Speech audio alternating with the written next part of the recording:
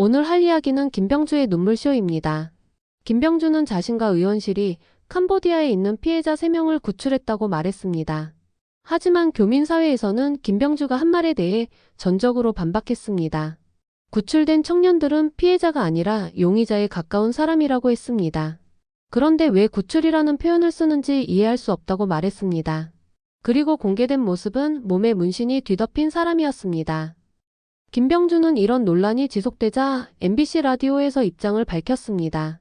이들은 모두 로맨스 스캠연의 사기 초기 단계에 해당하는 일을 했고 강압에 의한 면도 있고 사기를 친 경우도 있으니 우리 국민 중 피해를 본 분들도 있을 것이라고 말했습니다. 그 청년들은 피해자이면서 가해자일 것이라고도 했습니다.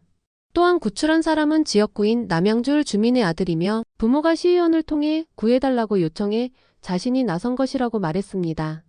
구출된 3명 모두 한국행을 원했고 간지 2달 정도밖에 안 된 초범들이었다고 합니다. 김병주는 회의에서 정치인의 첫 번째 임무는 국민의 생명을 지켜내는 것이라며 그것을 했을 뿐이라고 주장했고 왜곡하지 말아달라며 눈물까지 흘렸습니다. 저는 이 모습을 보며 참 어이가 없었습니다. 지역구 부탁으로 구해준 것은 정치인으로서 당연한 일입니다. 그걸 거절했다가는 지지 기반이 날아갈 수도 있습니다. 그런데 구출한 사람을 피해자라고 하는 것은 이해가 되지 않습니다. 그리고 피해자이면서 가해자라고 하는 표현도 납득이 가지 않습니다.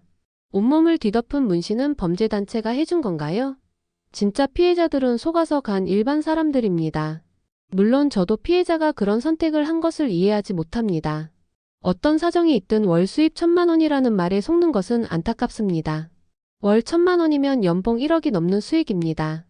그걸 후진국에서 지급한다는 것이 상식적으로 말이 안 되지 않습니까? 물론 그걸 설계한 가해자와 유인책은 KXX입니다. 그 외에도 유인해서 납치하는 사람들도 많이 있습니다. 김병주의 눈물은 물론 캄보디아 사태를 정치적 쇼로 만든 측면이 강하다고 생각합니다. 정말 국민을 위한다면 중요한 것은 숨기고 과격한 발언은 하지 않는 것이 좋습니다. 그리고 작전이 거의 끝날 때쯤 발표하는 것이 정상입니다. 그런데 필요시 캄보디아의 군사적인 조치가 이루어져야 한다는 등 과격한 발언이 너무 많습니다. 캄보디아 시민들 자체는 문제가 없습니다. 다만 윗대가리부터 경찰까지 썩어 있는 경우가 많습니다. 저도 캄보디아 시민을 혐오할 생각은 없습니다. 메시지로 왜 캄보디아를 욕하냐는 분도 계셨습니다. 그러나 윗대가리가 썩고 경찰이 부패하면 외부인은 그 나라를 쓰레기로 보게 됩니다. 범죄단체를 소탕하지 않는 경찰이 무슨 경찰입니까? 사성장군 출신이 정치인이 되니 더 독한 정치인이 되었습니다. 그의 눈물은 저는 악어의 눈물로밖에 보이지 않습니다. 이상 자유로운 이야기였습니다.